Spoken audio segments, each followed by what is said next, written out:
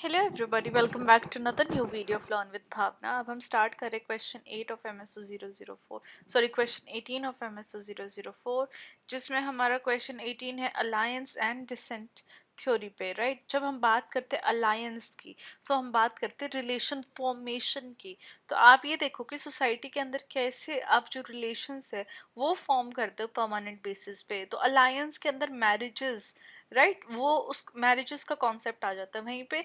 जब हम decent theory की बोलते हैं, डिसेंट बोलते हैं, तो वो होता है जस्ट बाय बर्थ। राइट, आप किस फैमिली में बॉर्न हो रहे हो तो वहाँ से जो डिसेंट थ्योरी निकल के आती है।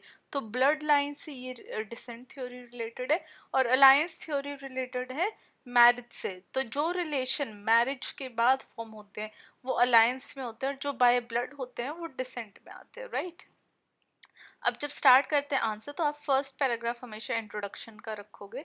अगर आपने इंपॉर्टेंट टिप्स वाली वीडियो नहीं देखे तो वो आप वीडियो देख लीजिए, आपको सारे आंसर कैसे फॉर्म करना है, किन किन चीज़ों का ध्यान रखना है एग्जाम में, वो आपको सब कुछ पता चल जाएगा। तो जब हम बात करते हैं अलायंस और डिसेंट थ्योरी की तो हम देखते हैं कि ये बहुत इंपॉर्टेंट रोल प्ले करते हैं किसी भी एंथ्रोपोलॉजिकल या फिर सोशल डिस्कोर्स को शेप करने में of the kinship and social relationships. Right, within the social organization. तो अलायंस थ्योरी दी थी क्लॉड लेवी स्ट्रॉस ने, जिसने एम्फसाइज किया था मैरिज की क्या इंपॉर्टेंस है किसी भी सोशल टाइज को फॉर्म करने में। वहीं पर डिसेंट थ्योरी रेडक्लिफ ब्राउन ने एंड मेयरफोर्ड ने ब्रिंग की थी। अब जैसे हमने सोशोलॉजिस्ट के यहाँ पे नेम मेंशन किए हैं तो आप एग्जाम में इन सोशोलॉजिस्ट के नेम को अंडरलाइन करोगे। राइट, वो बहुत इंपॉर्टेंट है। तो वहीं पे रेडक्लिफ ब्राउन और मेयर फोर्ड्स डिसेंट थ्योरी में फोकस करते हैं लीनिएज के ऊपर और इनहेरिटेंस के ऊपर, जो कि सोशल स्ट्रक्चर का एक बेसिस है। अब इंडियन कॉन्टेक्स्ट में ये सारी थ्योरीज जब आती हैं तो हम देखते हैं कि कैसे जितने भी डाइवर्स सिस्टम ऑफ फैमिली है, कैसे डाइवर्स मैरिजेस हो रही हैं। राइट, कहीं पे अरेंज है, कहीं पे लव मैरिज है, कहीं पे विद इन कम्युनिटी, कहीं पे आउटसाइड कम्युनिटी, कास्ट का क्या रोल है और कैसे इनहेरिटेंस कॉम्प्लेक्स रिलेशन दिखा रहा है ट्रेडिशन और मॉडर्निटी की। तो ये सारी चीज़ें अब हम इंडियन कॉन्टेक्स्ट में देखेंगे, क्योंकि जब हम इंडियन कॉन्टेक्स्ट की बात करते हैं तो चीज़ें और भी ज़्यादा कॉम्प्लेक्स हो जाते हैं, बिकॉज यहाँ पे कास्ट सिस्टम है और वो चीज़ों को और भी ज़्यादा कॉम्प्लेक्स कर देता है। Now starting with alliance theory, तो हम देखते हैं कि मैरिज एक फाउंडेशन है कोई भी सोशल बॉन्ड क्रिएट में। अलायंस थ्योरी मैरिज को देखते हैं यूनियन बिटवीन इंडिविजुअल्स। ये एक स्ट्रैटेजिक टूल की तरह देखा गया है जहाँ पे सोशल रिलेशनशिप्स फॉर्म होते हैं। एक ऐसा नेटवर्क क्रिएट किया जाता है पावर का, एक्सचेंज का और कोऑपरेशन का। जब हम इंडियन सोसाइटी में बात करते हैं अलायंस थ्योरी की तो हम देखते हैं ये मैरिटल अरेंजमेंट के थ्रू, मतलब कि मैरिटल इज मैरिज के थ्रू अलायंस बिल्डिंग होती है। फर्स्ट इसमें आ जाता है हमारा caste based endogamy and exogamy. Indian society में ट्रेडिशनली क्या प्रैक्टिस किया जाता है, कास्ट बेस्ड एंडोगेमी, जहाँ पे marriage within the caste होती थी। तो एंडोगेमी मतलब कि इनसाइड, तो इनसाइड कास्ट आपको शादी करनी है विद इन सेम कास्ट। वहीं पे एक्सोगेमी की जब बात करें तो ये स्पेसिफिक फैमिली ग्रुप्स या क्लैंस के विद इन जब जो शादी होती है उसको एक्सोगेमी कहते हैं। फॉर एग्जाम्पल जब हम गोत्र सिस्टम की बात करते हैं हिंदू में, राइट, कोई कोई अगर आपको पता होगा गोत्र क्या होते हैं, I don't know how to explain this, but हाँ आप गूगल कर सकते हो फॉर बेटर क्लैरिटी। जब हम बात करते हैं गोत्र सिस्टम की हिंदू सोसाइटी में तो वो मैरिज प्रोहिबिट करता है सेम लीनिएज या क्लैन में शादी करने से, मतलब कि सेम गोत्र में सेम लीनिएज में शादी नहीं कर सकते हैं विद इन हिंदू कल्चर, क्योंकि वो देन वो सिस्टर ब्रदर वाला वो रिलेशन हो जाता है।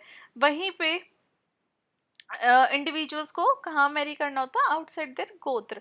ये जो प्रैक्टिस है ये अलाइन करते हैं विद अलायंस थ्योरी, क्योंकि यहाँ पे इंश्योर किया जा रहा है कि जो रिलेशनशिप है डिफरेंट किन ग्रुप्स के अंदर वो मेंटेन रहे और कास्ट आइडेंटिटी मेंटेन रहे। राइट, तो वो जो किनशिप हो गया, अगर सेम गोत्र हो गया तो kin is like brother and sister, लेकिन marriage within the same caste वो दिन ज़रूरी हो जाती है। तो ये Hindi society, Hindu culture is very complex. Second आ जाता है मैरिज रूल्स एंड एक्सचेंज। तो cross cousin, uncle niece marriages ये सब साउथ इंडिया में देखी जाती है।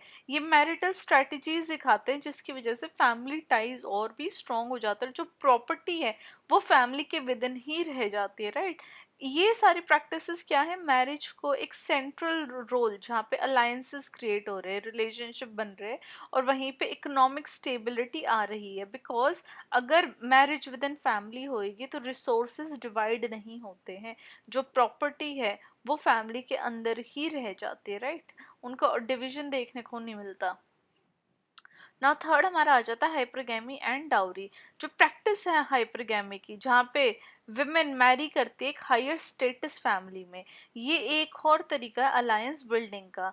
दो ये कंट्रोवर्शियल हो सकता है, लेकिन जो डाउरी सिस्टम है वो भी एक तरीके से सर्व करता है इन अलायंसेस को री करने का, जहाँ पे long term socio economic bonds families के अंदर क्रिएट होते दिखते हैं, क्रिएट भी होते हैं एंड देन सस्टेन भी होते हैं। नाउ डिसेंट थ्योरी की जब हम बात करते हैं तो यहाँ पे लीनिएज और इनहेरिटेंस का रोल देखने को मिलता है, बिकॉज डिसेंट थ्योरी फोकस करती है transmission of property of and identity and social roles through blood line. अब ये थ्रू ब्लड लाइन मतलब कि बाय बर्थ ये प्रॉपर्टी का ट्रांसमिशन, आइडेंटिटी का ट्रांसमिशन और सोशल रोल्स का ट्रांसमिशन देखने को मिलता है, जो कि डिसेंट थ्योरी के अंदर आ जाता है। अब इंडिया के अंदर डिसेंट सिस्टम बहुत ज़्यादा वाइड है, जहाँ पे एक कंट्री की डाइवर्सिटी को दिखा रहा है। एक फर्स्ट आ गई हमारी पेट्रोलिनियल सिस्टम, राइट, जहाँ पे मेजॉरिटी इंडियन कम्युनिटीज़ के अंदर पेट्रोलिनियल डिसेंट सिस्टम ही फॉलो किया जा रहा है। यहाँ पे जो भी लीनिएजेस है या इनहेरिटेंस है वो मेल लाइन के थ्रू पास होती है। तो इन पेट्रोलिनियल सोसाइटीज़ में सन का रोल ज़्यादा इंपॉर्टेंट हो जाता है फैमिली के नेम को कंटिन्यू करने में और प्रॉपर्टी के ऊपर राइट्स सिक्योर करने में। जब बात आती है जॉइंट फैमिली सिस्टम की, जहाँ पे मल्टीपल जनरेशन्स एक साथ रहती हैं, वहाँ पे स्ट्रॉन्ग इन्फ्लुएंस पेट्रिलिनियल डिसेंट का ही देखने को मिलता है, जो कि फैमिली की यूनिटी को और आइडेंटिटी को मेंटेन करके रखते हैं। तो जॉइंट फैमिली सिस्टम भी एक बहुत बड़ा फैक्टर है पेट्रिलिनियल सोसाइटी का। सेकंड आ जाती है हमारी मेट्रोलिनियल सोसाइटीज़। अब जब हमने जैसे पेट्रोलिनियल सोसाइटीज़ की बात की, उसका बिल्कुल ऑपोजिट हमारी है मेट्रोलिनियल कम्युनिटीज़, जैसे कि नायर्स इन केरला एंड खासी and Garo tribes in Meghalaya. तो यहाँ पे ये मेट्रोलिनियल कम्युनिटीज़ है, यहाँ पे जो प्रॉपर्टी है और जो लीनिएज है वो फीमेल लाइन के थ्रू पास हो रही है। यहाँ पे विमेन का सिग्निफिकेंट रोल होता है फैमिली में और सोशल ऑर्गेनाइजेशन में। अब ये जो डाइवर्जेंस का हमने हाईलाइट किया, फ्लेक्सिबिलिटी का हाईलाइट किया, अडेप्टिबिलिटी, ये जितना भी जो ये सिस्टम्स हैं, डिसेंट सिस्टम्स हैं इंडिया का, ये डाइवर्स कल्चर्स दिखाते हैं ऑफ इंडियन सोसाइटी। वहीं पे जब हम बात करते हैं रिचुअल और लीनिएज की, तो रिलीजियस प्रैक्टिसेस इंडिया में फिर से डिसेंट सिस्टम को और भी ज़्यादा स्ट्रॉन्ग कर देती है, री कर देती है। फॉर एग्जाम्पल जब हम बात करते हैं एंसेस्टर्स वर्शिप किया, रिचुअल जैसे श्राद्ध हो गए, जो कि डिसीज के एनेसिस्ट को ऑनर करने के लिए परफॉर्म किया जाता है, राइट। श्राद्ध में क्या होता है, जो हमारे दादा परदादा, दादी परदादी, जो हमारे पूर्वज रहे हैं उनको पूजते हैं, राइट, उनको याद करते हैं ताकि उनके आत्मा को शांति मिली रहे। तो ये पेट्रिलिनियल डिसेंट के साथ टाइड है, जहाँ पे इम्पोर्टेंस ऑफ सन की बात करते हैं, इंश्योरिंग स्पिरिचुअल कंटिन्यूटी। बिकॉज श्राद्ध में जो कुछ पूजा होती है वो सन ही परफॉर्म करता है या फिर मेल मेंबर ही फैमिली का परफॉर्म करता है, राइट। तो ये ऐसे सारे रिचुअल्स होते हैं कि वो जो भी इम्पोर्टेंस है, चाहे वो डिसेंट की हो या फिर वो किसी भी फैमिली में सन की हो, तो वो उन चीज़ों को और भी ज़्यादा री कर देता है, राइट। नाउ देख लेते हैं हम अलायंस और डिसेंट के बीच में क्या रिलेशनशिप है। जब हम बात कर रहे हैं सोशियोलॉजिकल कॉन्टेक्स्ट में अलायंस एंड डिसेंट थ्योरी की, तो हम देख रहे हैं कि ये दोनों डीपली इंटरकनेक्टेड है और किसी भी कंट्री को शेप देती हैं। स्पेसिफिकली इंडियन कंट्री को अलायंस और डिसेंट शेप कर रही हैं, राइट। और ये डीपली कनेक्टेड है एक दूसरे से, एक के बिना दूसरी वर्क नहीं करती है। फॉर एग्जाम्पल जब हम मैरिज एंड किनशिप नेटवर्क्स की बात करते हैं, जब हम तो उसमें जब डिसेंट डिफाइन कर रहा है कि फैमिली की आइडेंटिटी क्या है और वो कैसे कंटिन्यू रहेगी। नाउ अलायंस वहीं पे मैरिज को के नेटवर्क में एक्सपेंशन ला रहा है, राइट, जहाँ पे वो इन्फ्लुएंस एंड कॉपरेशन के थ्रू जितने भी न्यू बॉन्ड्स फॉर्म हुए हैं उनको एक्सपैंड कर रहा है और उनके अंदर जो रूल सेटअप है या फिर कैसे आगे फंक्शन कर रहा है वो डिसेंट करता है। फॉर एग्जाम्पल जब अरेंज्ड मैरिजेस की बात होती है तो हम देखते हैं कि कास्ट रूल को बैलेंस किया जाता है, जहाँ पे स्ट्रेटेजिक अलायंसेस फॉर्म किए जाते हैं ताकि फैमिली का जो स्टेटस है वो आगे और भी बढ़े। ना सेकंड आ जाता है कास्ट एंड किनशिप। अब कास्ट सिस्टम कंबाइन कर देता है डिसेंडेंट अलायंस को, जहाँ पे कास्ट आइडेंटिटी क्या है, वो बाय बर्थ है, वो इनहेरिटेड है, तो वो डिसेंट के अंदर आ जाएगी। लेकिन जब हम बात करते कास्ट एंडोगेमी, मतलब कि विद इन कास्ट शादी करनी और मैरिटल अलायंसेस, तो ये अलायंस के अंडर आ जाता है, जहाँ पे जो सोशल हायरार्की और कोहेजन है उसको प्रिजर्व करते रहें, और वो जो कास्ट सिस्टम है, जो कास्ट की जो बाउंड्रीज है, उनको इंश्योर किया जाए कि वो फॉलो हो रही हैं। नाउ इसमें थर्ड हमारा आ गया रीजनल एंड कल्चरल वेरिएशंस। जब नॉर्थ इंडिया की हम बात करते हैं तो हम देखते हैं कि नॉर्थ इंडिया में ज़्यादातर पेट्रिलिनियल कम्युनिटीज़ या पेट्रिलिनियल सोसाइटीज़ देखी जाती हैं, जहाँ पे एक्सोगेमी रूल स्ट्रिक्टली फॉलो किया जाता है। वहीं पे साउथ इंडिया में इंडियन किनशिप स्ट्रक्चर फॉलो किया जा रहा है, जहाँ पे मैंने आपको बोला कि कज़न नेफ्यू वो वाली शादियाँ होती हैं विद इन साउथ इंडिया। तो ये जो प्रैक्टिसेस हैं ये क्रॉस कज़न मैरिज की, तो ये ग्रेटर फ्लूडिटी दिखा रही है अलायंस पैटर्न में। तो ये जितनी भी जो रिलेशनशिप है, ये जो डायनामिक नेचर है किनशिप सिस्टम का इंडिया में, यही जो डाइवर्सिटी प्रोवाइड हो रही है विद इन इंडिया। इसलिए बोलते हैं कि with in India same rules कहीं पे भी फॉलो नहीं हो रहे हैं। बहुत ज़्यादा डाइवर्स कंट्री है, कहीं पे मेट्रिलिनियल सोसाइटी देखने को मिल रही है, कहीं पे पेट्रिलिनियल सोसाइटी देखने को मिल रही है, कहीं पे एक्सोगेमी रूल्स फॉलो हो रहे हैं, लेकिन वहीं पे डिसेंट वाले रूल्स फॉलो हो रहे हैं with in cousin cross cousin marriages, right. तो एक वेरिएशंस, कल्चरल वेरिएशंस देखने को मिलती है through out the Indian Indian map. Now conclusion हमारा लास्ट पैराग्राफ रहेगा, किसी भी आंसर का आपको हेडिंग डाल के उसको अंडरलाइन करना है। तो कंक्लूजन में मैंने मेंशन किया कि ऐसे अलायंस और डिसेंट थ्योरी जब हम अप्लाई कर रहे हैं इंडियन कॉन्टेक्स्ट में, तो ये एक प्रोफाउंड इंसाइट प्रोवाइड कर रही है किसी भी कंट्री की सोशल ऑर्गेनाइजेशन में।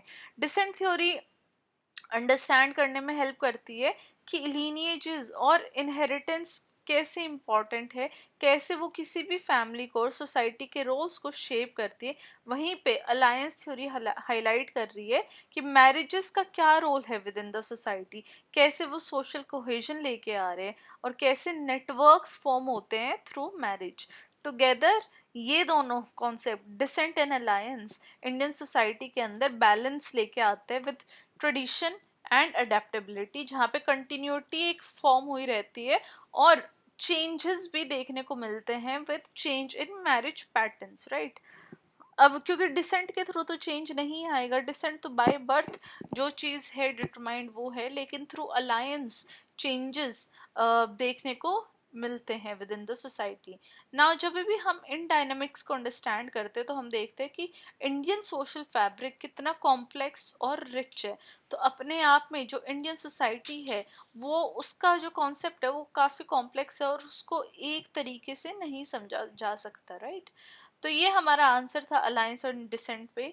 आई होप आप लोगों को ये आंसर समझ में आया होगा। बहुत इजी कॉन्सेप्ट है, बस आपको जो इसकी सब हेडिंग्स है, right, cast based, endogamy and exogamy, ये जो टॉपिक्स है इनकी आपको अंडरस्टैंडिंग होनी चाहिए। विद एग्जाम्पल्स आप अपना आंसर फॉर्म करना एग्जाम में, and you will score really well. Important tips वाली वीडियो आप देख लेना, तो आपको आइडिया हो जाएगा कि आपको अपना आंसर कैसे प्रेजेंट करना है एग्जाम के अंदर, right. Now this was our answer question 18। इसके अलावा दो तीन क्वेश्चन और आएंगे, बिकॉज मेरे पास रिक्वेस्ट आई जा रही है फॉर न्यू न्यू टॉपिक्स, तो उनके ऊपर भी वीडियो आपको बहुत जल्दी देखने को मिलेगी। Till then study well, study hard, and I will see you very very soon with the next video.